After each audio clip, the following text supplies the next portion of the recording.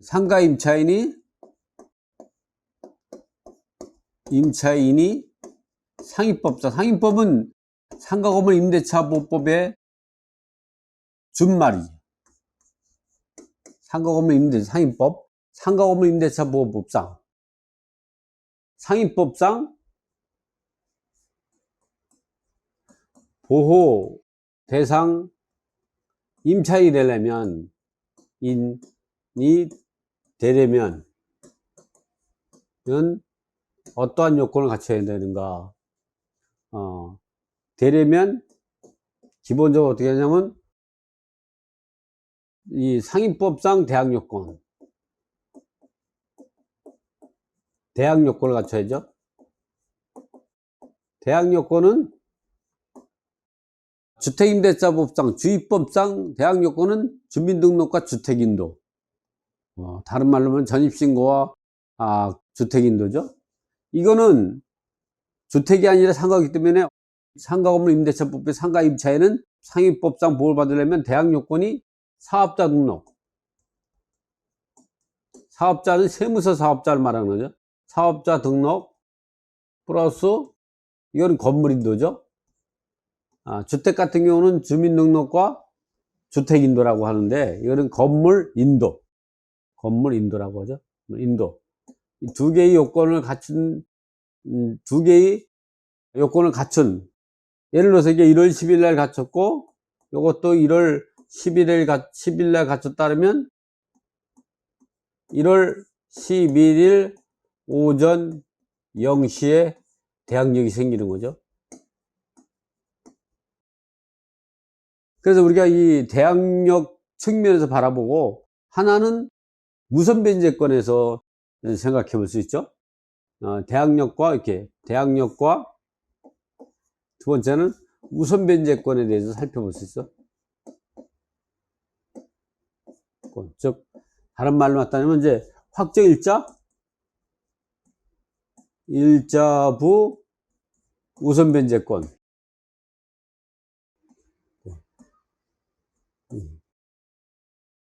이 우선변제권을 가지려면은 우선변제권이란 쉽게 말하면 경매 절차에서 또는 공매 절차에서 확정일자에 의해서 배당 요구할 수 있는 권리죠.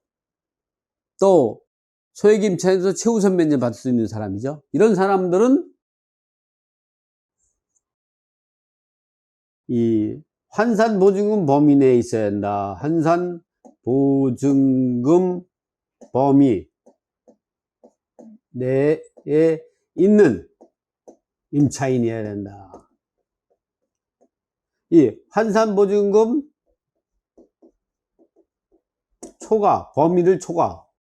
범위 초과 되는 임차인은 이제 그 우선변제 확정일자도 부여받을 수 없고 우선변제권 자체가 없어요.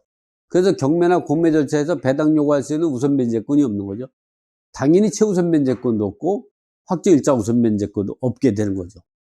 환산보증금 범위 내에 있는 사람만 확정일자를 부여받을 수 있어요. 그래서 환산보증금 범위를 초과되는 사람은 당연히 소액임차인도 아닐 것이고 또 이 확정일자를 부여받을 수 없으니까 아예 경매나 공매 절차에서 배당 요구할 수 있는 우선 변제권이 없는 것이죠. 그러면 이게 대항 요건을 갖췄는데 이 대항력이 발생하는 임차인은 둘로 나눌 수가 있죠. 둘로. 이런 사람들은 환산보증금 범위 내에 있는 사람, 환산보증금 초과 임차인 둘로 나눴어요. 범위 내 임차인, 초과 임차인, 범위 내 임차인, 초과 임차인. 이 환산보증금 범위 내에 있는 임차인하고 초과 임차인. 그럼 환산보증금 범위 내는 어떻게 구분하냐? 환산보증금 있는 범위 내에 있는 임차인은 현재 보면 2019년 4월 2일에서 현재 같은 경우는 서울시 같은 경우는 환산보증금이 서울시 환산보증금이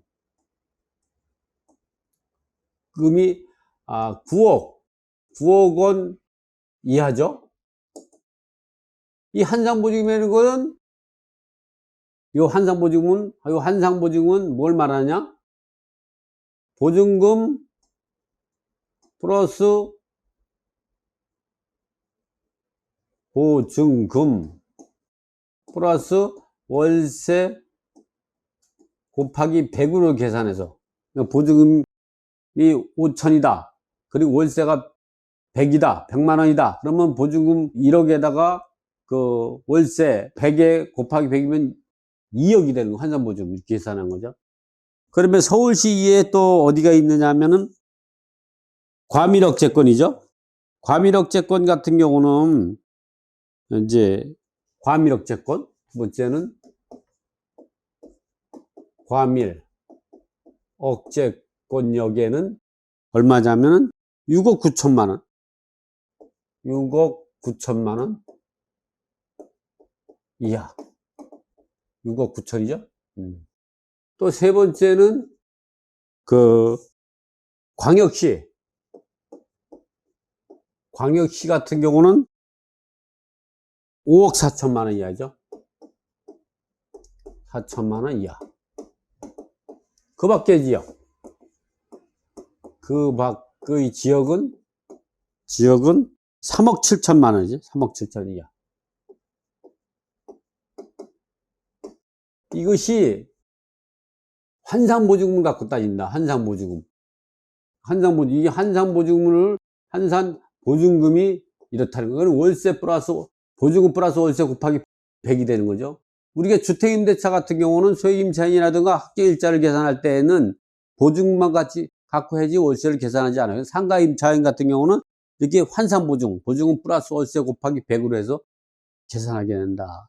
그래서 환산보증금 범위 내에 있는 사람은 이 대항력과 계약갱신 요건이 있는 거죠. 이게 대항력과, 이거 환산보증금 범위 내에 있는 사람 같은 경우는 요 사람은 대항력과 플러스 계약갱신 요구권 10년이 주어지는 거죠. 계약갱신 요건 10년이 주어져요. 환산보증금 초과되는 사람 역시 이 사람도 대항력과 플러스 계약갱신 요구권 10년이 그대로 인정이 돼요. 결국 뭐라면 이제 대항력 있는 사람, 대항력을 갖고만 얘기할 때는 환산보증금을 초과되나 환산보증금 범위 내에 있으나 모두가 다 대항력과 계약갱신 요건 10년이 있는 것은 분명해요. 그러나 이게 경매나 공매가 들어갔을 때에 이제 배당 요구할 수 있는 우선 변제권이 있어요. 우선 변제권은 소액임차인으로서 최우선 변제권. 즉 서울시 같은 경우는 6,500만 원이 할 때 2,200이거든요. 그러니까 환산보증금을 초과되면 당연히 소액임차인이 아니고, 또 환산보증금이 초과되면 확정일자를 세무서에서 받을 수가 없어요. 부여 대상이 아니에요. 그러니까 우선 변제권이 없다는 것이죠. 또 엄밀히 따지면 대항력만 이야기할 때, 대항력만 이야기할 때도 이 환산보증금 범위 내에 있는 사람이나 서울시에서 9억 이내에 있는 사람이나 환산보증금 초과된 사람, 서울시에서 9억을 초과되는 상가임차인이나 똑같아 보이지만 조금 차이가 있어요. 어떤 게 있냐면 대항력을 주장할 때는 똑같지만 계약갱신 요건 10년을 주장할 때에 이 환산보증금 범위 내에 있는 사람은 묵시적 갱신이 인정이 되고 5% 이상은 증액할 수 없는 두 가지가 있죠. 묵시적 갱신이 인정이 되고 그 다음에 5%를 증액하지 못하는 거, 초과해서 증액하지 못하는 거. 그러나 이게 환산보증금을 초과된 사람은 묵시적 갱신 인정이 안 돼요. 반드시 계약갱신 요건, 상행법상 계약기한 만료 6개월 전부터 1개월 전 사이에 최소한 한 달을 남겨놓고 그 사이에 6개월에서 한 달 남겨놓은 그 사이에 내가 계약갱신을 요구하겠다는 것을 임대인에게 반드시 의사를 표현해야 돼요. 그 표현하지 않으면 민법 639조에 의한 묵시적 갱신이 돼요. 그러면 어떻게 했어요? 상위법상 보호받는 묵시적 갱신이 아니라 민법 639조에 의한 묵시적 갱신이면 그런 경우는 임대인, 임차인 누구든지 계약을 해지할 수 있어요. 묵시적갱이 된 경우. 그 임대인이 계약 해지 통지 후 6개월 있다 계약 해지 효력이 생기고, 임차인이 계약 해지 통지할 때에는 한 달 후에 계약 해지 효력이 발생하죠. 우리가 이 상임법상 한상보증 법인 내에 있을 때 이제 그 묵시적 갱신을 인정하는 거는 임차인에게만 묵시적 갱신 인정이 돼요. 그래도 임차인은 묵시적 갱신이 되고 나서는 계약을 해지할 때에는 계약 해지 통지 후 3개월 있다 계약 해지율이 생기고, 임대인은 계약 해지권이 없어요.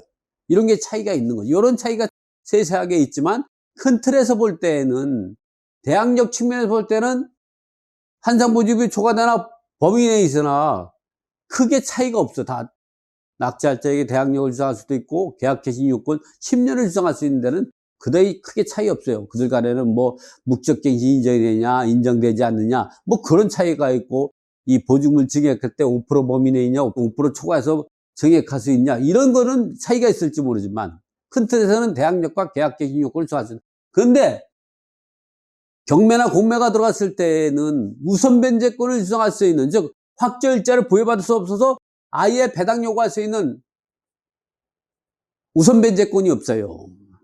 그래서 어떤 경우가 생기느냐, 다시 보면 이제 큰 틀에서 나왔으니까 한번 얘기해보면, 이래서 어떤 경우가 생기느냐, 이러한 이유 때문에 한상보증 범위 내에 있는 사람과 초과된 사람하고는 이러한 차이가 발생한다. 그래서 어떤 차이가 있느냐, 자 보죠. 여기 이제 일반 매매로 소유자가 바뀌거나 그냥 소유자가 바뀌지 않은 임대차 계약 기간 같은 경우는 대항력만 이야기하지 우선 변제권이라는 게 없어요. 경매나 공매 배당 요구해서 우선 변제권으로 배당받을 수 있는 거죠. 일반 매매에서는 대항력만 있는 거니까 일반 거래에서는 의미가 없어요. 그러나 법원 경매나 암시장 공매 같은 경우는 좀 대항력과 우선 변제권이 이런 차이가 있는 거죠. 일단 말소 기준 권리 갖고 기준을 해요. 말소 기준 권리가 예를 들어서 5월 20일 날 건재당, 이게 말소 기준 권리다. 그럼 말소 기준 권리보다 이전에 있는 거는 대항력이 있고 이후에는 대항력이 없는데, 그럼 이전에 있는 상가 임차를 보니까 갑임차인이 1월 10일 날 사업자 등록하고 건물 인도 그리고 확정일자를 부여받았다. 우리가 확정일자를 부여받을 수 있다는 거는, 확정일자를 부여받을 수 있다는 거는 환산보증 내에 있다는 거예요. 환산보증이 초과되면 사업자를 아예 부여받을 수가 없어요. 그래서 여기 적으면은 확정일자를 이 사람 환산보증 범위 내에 있다. 이 사람이 보니까 얼마냐? 보증금이, 이게 서울시에 있는, 서울시거든요. 지역이 서울시에요. 보증금이 5억 원인데 월세가 300만 원이야. 여기 월세 곱하기 이 100을 하면 요게 3억이 되는 거죠. 그래, 요걸 두 개 합치면은 환산보증이 얼마냐? 요거는 환산보증금이 8억이 되는 거죠. 8억. 환산보증이 8억이 되는 거죠. 8억 원. 이게 보증금 플러스 월세 곱하기 100이니까 월세가 300만 원에 100을 곱하면 3억이 되는 거죠. 8억, 이게 그래요. 8억이면 서울시는 지금 2019년 4월 2일에서 현재는 9억 이하일 때는 환산보증이 범위 내에 있는 것이죠. 자, 을임차인을 보니까, 을임차인 같은 경우는 2월 15일 날 사업자 등록을 갖추고 건물인도를 받았어요. 그런데 확정일자를 부여받지 못했죠. 확정일자는 받을 수가 없어요. 왜 그러냐면 보증금이 1억 원인데 월세가 1,000만 원이야. 이런 상가 많아요. 보증금 1억에 월세 1,000. 이런 이거는 환산보증이 보증금이 10억이 되는 거지. 10억 원은 9억을 초과되죠. 근데 월세는 상가 같은 경우 월세는 부가세 별도죠. 부가세는 여기 해당이 안 되는 거예요. 아, 월세만 갖고 본세만 갖고 따지는 거예요. 부가세 10%는 요게 300만 원이면 여기 330이 되죠. 부가세 포함하면 30은 계산하지 않는 거예요. 그럼 우리가 이걸 따질 때 요거는 환산보증 범위 내인 사람, 요거는 환산보증 범위 내인 사람, 요거는 초과하는 사람이라고 할 수 있죠. 초과. 환산보증 내인 사람을 내가 동그라미 쳤어요. 알아보기 쉽게. 초과된 사람은 동그라미 안 쳤죠. 그런데 이들 간에는 어떤 차이가 있느냐? 보증금을 손해볼 일이 없어요. 다 대항력이기 때문에 낙찰자가 무조건 인수해야 돼요. 근데 중요한 건 이 사람은 대항력만 주장할 수 있어요. 계약갱신 요건 10년만 주장할 수 있어요. 대항력과 계약갱신 요건. 이 사람은 대항력을 주장할 수도 있고 대항력을 포기하고 확정일자 우선변제권을 배당 요구할 수가 있는 거죠. 그 미배당금은 낙찰자가 인수하게 되는 것이죠. 낙찰자가 인수하게 된다. 자, 이번에는 말소기준권리 이후의 임차인은 어떤가? 일단 말소기준권리 이후의 임차인은 우리가 대항력이 없는 것이죠. 대항력이 없어요. 그래서 경매나 법원 경매나 압류재산 공매로 매각이 될 때에는 설령 배당 요구 안 하면 아예 배당에 참여할 수 없어요. 소액임차인도 배당에 아예 참여를 못 하는 거예요. 소액임차인이라고 하더라도. 배당 요구했더라도 미배당금이 생겨도 그 미배당금을 갖고 낙찰자에게 주장할 수 있는 대항력이 없어요. 무조건 소멸되는 거예요. 자, 그래서 이번에는 병임차인이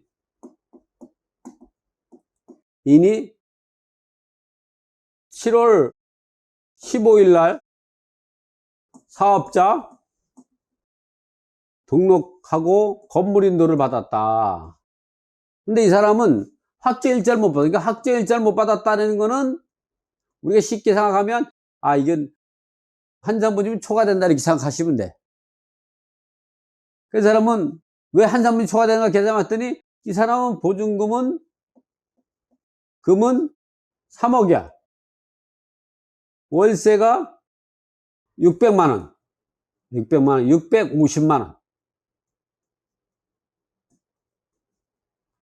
곱하기 100을 하면 요게 6억 5천이죠.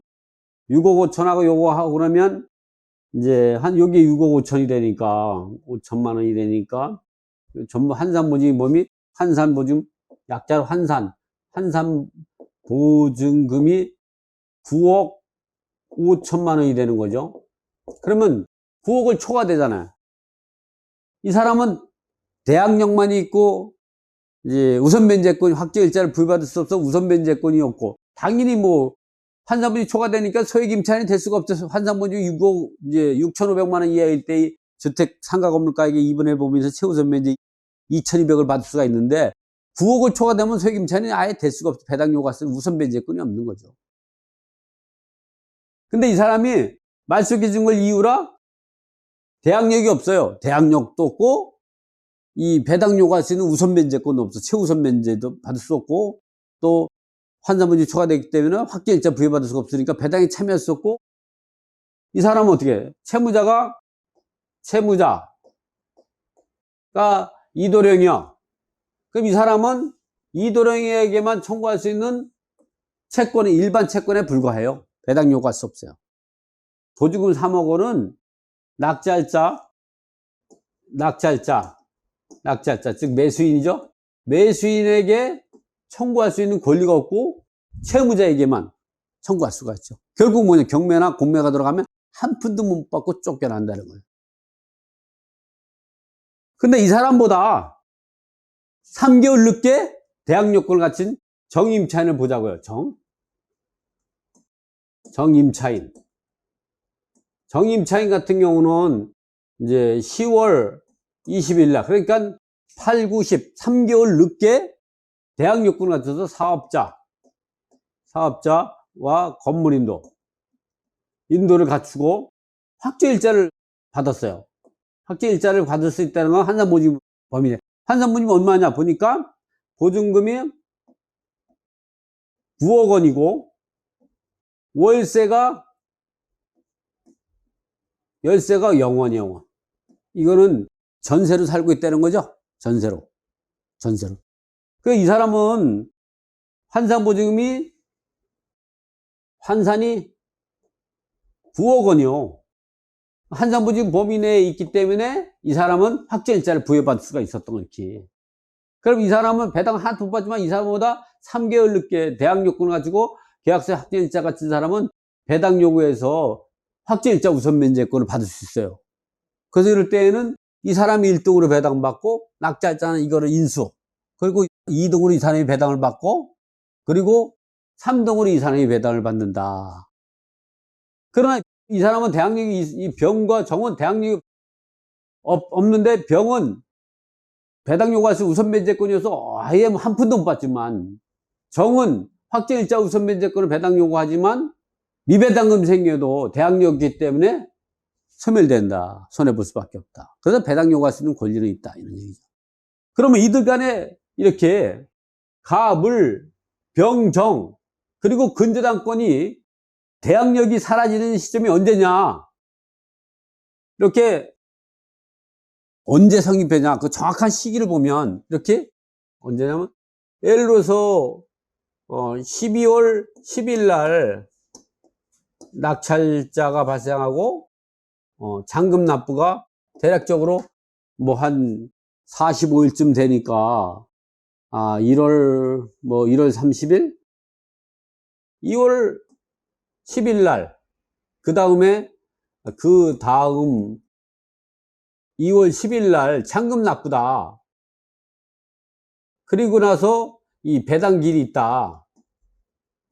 그러면 이 잔금 납부 시까지, 잔금 납부하면은 법원 경매는 민사법 135조에 대해서 소유권을 취득하고, 또 이 압류사용공매 같은 경우는 국세지수법 77조에서 잔금을 납부한 소유권을 취득하는 원칙, 등기와 상관없이 잔금을 납부한 소유권을 취득하는 거예요. 그런 내용은 민법 187조에도 있어요. 민법 186조는 등기대 소유권을 취득하는 거고, 민법 180조는 잔금을 납부한 소유권을 취득하게 되는 그런 게 상속, 또 이제 건물 신축, 또 여기 법원 경매나 압류사용 공매, 그리고 수용 또는 판결, 또 시효 취득 이런 것들은 이제 그 잔금을 납부하면 소유권을 취득하게 되는 거죠. 등기 없이 소유권을 취득하게 되는 거죠. 그래서 이 잔금을 납부할 때까지는 이 갑을 병정 모두가 다 대항력이 있다가 이 잔금을 납부하면 이 갑의 대항력은 사라지고, 이 사람이 대항력을 주장했다면 갑, 물과 다 대항력이 있는 거지만, 갑이 배당 요구했다면 이 사람은 대항력은 사라지고 우선 면제권만 종속되는데, 미배당이 생기면 낙찰자가 돈 줄 때까지 주택인도를 거부할 수 있는 동시에 항변권이 남아있는 거죠. 대항력은 포기했으니까 이 사람은 대항력으로 계속 보호가 되고 낙찰자가 임대인지를 승계하게 되는 거고, 이것이 낙찰자가 잔금을 납부하면 이 사람이 임대인지를 승계하는 거다. 그러니까 병과 정은 언제까지 대항력이냐? 낙찰자 잔금 납부할 때까지 대항력이 있어요. 낙찰자가 잔금 납부하면 이 사람들은 대항력이 없어서 낙찰자에 대항할 수가 없는 것이죠. 그렇더라도 병은 누구한테? 낙찰자가 잔금 납부하면 대항력이 없어지면 임차권이 소멸됨으로써 채무자인 이도령에게 주장할 수 있고, 이 정임차인 같은 경우는 낙찰자에 대항할 수 없고 배당 요구해서 미배당금을 소멸내고, 미배당금에 대해서 또다시 이 사람도 똑같이 이 사람한테 채무자에게 이제 그 미배당금을 청구할 수 있는 권리가 있죠. 이렇게 분석하는 거예요. 자, 이렇게 우리가 상가 같은 경우는 크게 두 가지 측면이 있어요. 대항력을 계산하는 거와 또 소액임차인을 결정하는 데에서는 이런 결정할 때 환상보증금 범위 내에 있느냐, 환상이 초과되느냐 이런 걸 결정할 때에는 보증금 플러스 월세 곱하기 100으로 하는 환상보증금을 한다. 그러나 주택임대차보호법에서는 보증금 플러스 월세가 있더라도 보증금만 갖고 하지 월세는 배제시키고 그 보증금만 갖고 소액임차인이냐 확정일자 우선변제권을 가지고 하는데, 이 상가는 이 환상보증을 가지고 따져가지고 환상보증금 범위 내에 있는 사람의 대항력과 초과된 사람하고 대항력이 차이가 있고, 또 그들 간에는 환점이 초과되는 사람은 대항력만 인정이 되고 계약개시 요건 10년만 인정이 되지만 환상보증금 범위 내에서는 대항력과 계약개시 요건 10년, 그리고 확정일자를 부여받아서 확정일자 우선변제를 선택해서 대항력을 주장할 수도 있고 확정일자 우선변제권을 주장할 수 있다. 그러나 이 말소기준권리 이후에 있는 임차인은 한상보증이 있는 사람은 매매는 임대차를 깨기 때문에 이 사람은 채무자에게만 주장할 수 있고 이 경매 절차나 공매 절차, 암ye상 공매 절차, 배당료가서 우선변제권이 없다. 그러나 한상보증 법인에 있는 말소기준권 이후에 후순위 임차인, 대항력 없는 임차인은 대항력은 없지만 배당료가 할 수 있는 권리가 있고 미배당금이 생겨도 이 대항력이 없어서 미배당금은 이제 낙찰자에 대항할 수 없고 채무자 겸 소유자에게만 주장할 수 있는데 채무자 겸 소유자인 이도령이 무능력자라 하면 무자력자라 하면 임차보증은 손해볼 수 없다. 이렇게 분석하면 됩니다.